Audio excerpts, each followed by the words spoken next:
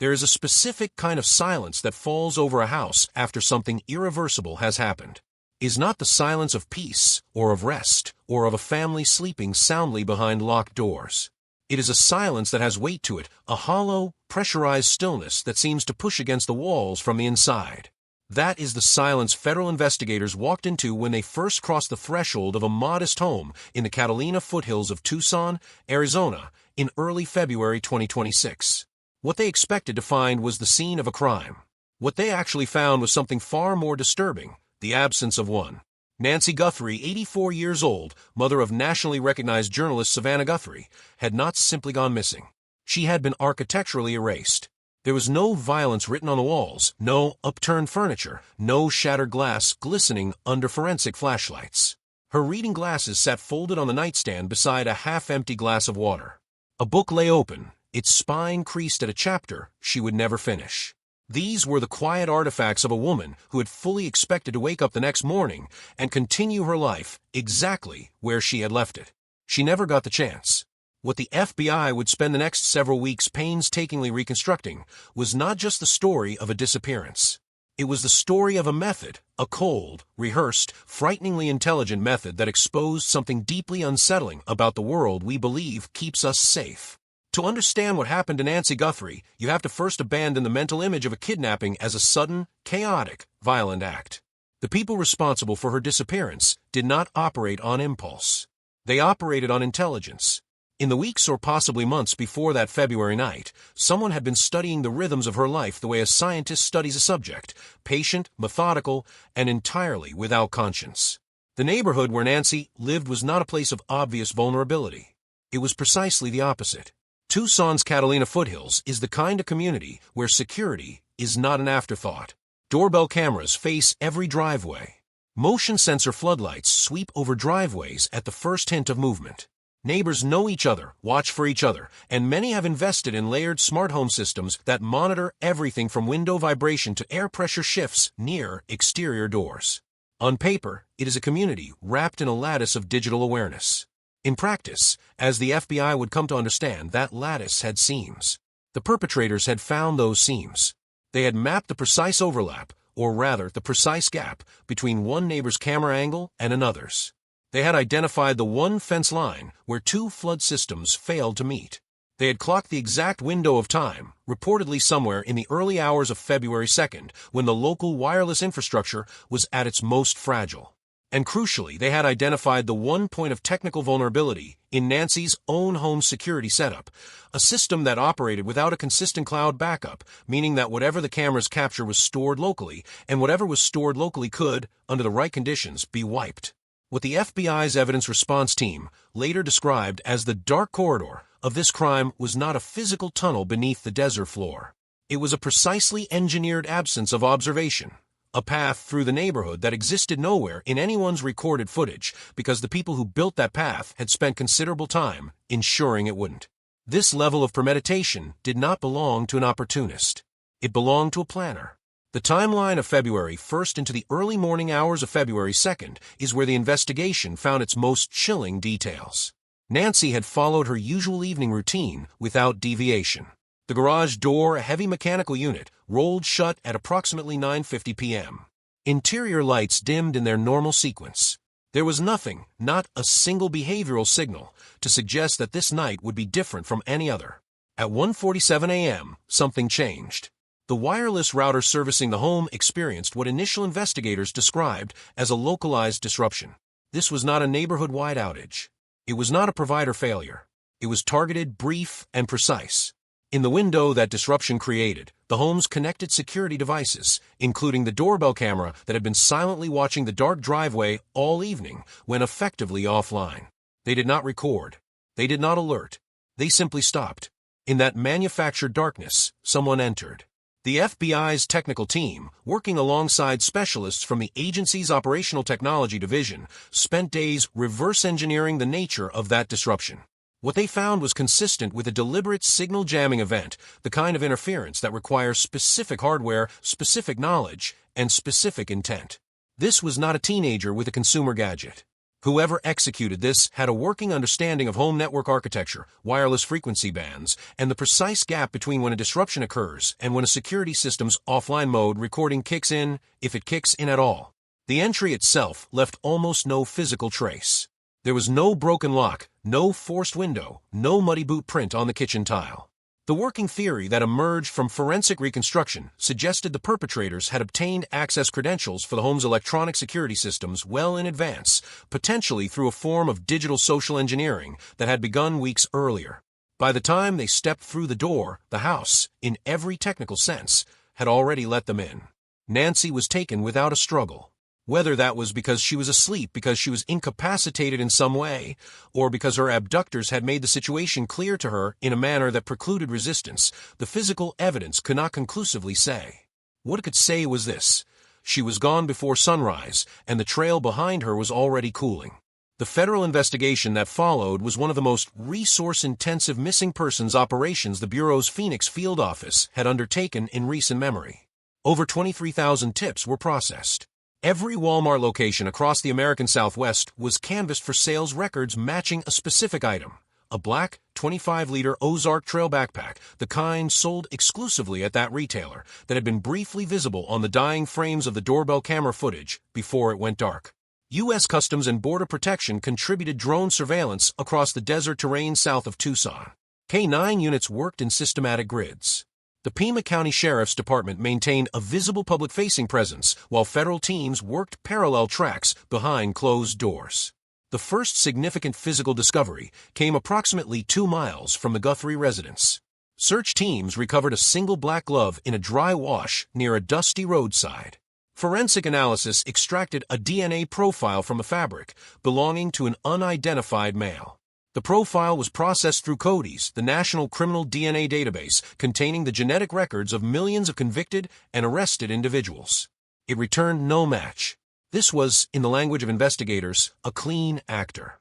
Someone who had never been fingerprinted, never been arrested, never passed through the formal machinery of the American justice system in any way that left a record. The absence of a database hit was not the end of the lead. It was the beginning of a far more intricate forensic journey. The FBI began exploring investigative genetic genealogy, the same methodology that had successfully identified the Golden State Killer years earlier, searching commercial ancestry databases for biological relatives of the man whose DNA now sat in an evidence bag in Quantico. Meanwhile, back at the Catalina Foothills home, the Operational Technology Division achieved a breakthrough of a different kind. Working to recover data from the locally stored security system, technicians managed to extract a 12-second video clip that had been partially overwritten but not entirely destroyed. The footage showed the masked intruder not simply disabling the camera, but pausing in front of it, leaning toward the lens, and, according to sources briefed on the investigation, whispering something, an act of deliberate, theatrical malice that investigators interpreted as the behavior of someone who wanted to be present in the record even as they worked to erase themselves from it. The content of those whispered words has not been publicly released. The backpack itself was eventually recovered in a remote desert wash near the small border community of Rio Rico, roughly 40 miles south of Tucson. Inside were items that confirmed the worst and clarified nothing: Nancy's pacemaker monitoring device, a water bottle, and a single torn black glove, the partner, presumably, of the one found 2 miles from her home. The items were packed with a neatness that struck investigators as more disturbing than any sign of chaos would have been. There was no recklessness here. No panic. Only control. The ransom demand arrived not through the quiet, private channel of a clandestine phone call, but as a digital broadcast sent simultaneously to multiple media organizations, including tabloid outlets and regional Arizona news stations. This was a strategic choice. By taking the demand public before the family had any opportunity to respond privately, the perpetrators transformed a criminal negotiation into a spectacle. They forced Savannah Guthrie to conduct the most agonizing conversation of her life in front of millions of people she had spent her career informing. The amount demanded was $6 million in Bitcoin, a figure that communicated not desperation but calculation. Cryptocurrency was chosen deliberately for its traceability challenges. The notes themselves were written not in the frantic register of someone improvising under pressure, but in the cold, measured language of someone who had rehearsed this moment. One communication claimed Nancy was being kept in a stable condition and was fully aware of the demands being made on her behalf. Another described the consequences of noncompliance in terms that left nothing to the imagination. The FBI's cyber division worked around the clock to extract identifying metadata from the digital communications. What they found was, by all accounts, a masterclass in what investigators called digital hygiene. Every email had been routed through layers of anonymizing infrastructure. Every Bitcoin address was configured to receive funds through mixing services designed to obscure the transaction trail. The perpetrators understood not just how to move money without being traced, but how to communicate without being traced, and how to ensure that every investigative thread the Bureau pulled would lead only to another knot. On February 5th, federal agents in California arrested a man who had been attempting to capitalize on the family's desperation by sending fraudulent ransom communications impersonating the real abductors. This was not an isolated incident. The high-profile nature of the case had attracted a secondary layer of cruelty, opportunists and fraudsters who saw in the Guthrie family's anguish a potential payday. The FBI was forced to operate on two parallel investigative tracks, pursuing the genuine perpetrators while simultaneously filtering the noise generated by those exploiting the situation for their own ends. On February 7th, Savannah Guthrie released a video statement that many observers described as one of the most composed displays of private devastation they had ever witnessed in a public figure. She acknowledged the communications she had received. She confirmed the family's willingness to pay. Her voice held. Her eyes told a different story. The February 9th deadline the abductors had attached to their demands came and went without an exchange, without proof of life, and without resolution. There is a particular cruelty embedded in the intersection of a high-profile disappearance and a 24-hour media environment. The same mechanisms that kept Nancy Guthrie's face visible on billboards and television screens across the country also created conditions that complicated the investigation in ways that are difficult to quantify. Over 50,000 calls flooded the Pima County Sheriff's Department's tip lines during the peak weeks of the search. The overwhelming majority were not actionable. Some were well-intentioned misidentifications. Others were deliberate fabrications submitted by individuals seeking attention or reward money, or simply the satisfaction of inserting themselves into a national story. Content creators set up live streams outside the perimeter of the investigation. Amateur investigators published detailed theories on social media platforms, some of which found their way to the families of the individuals they implicated, people with no connection to the case whatsoever.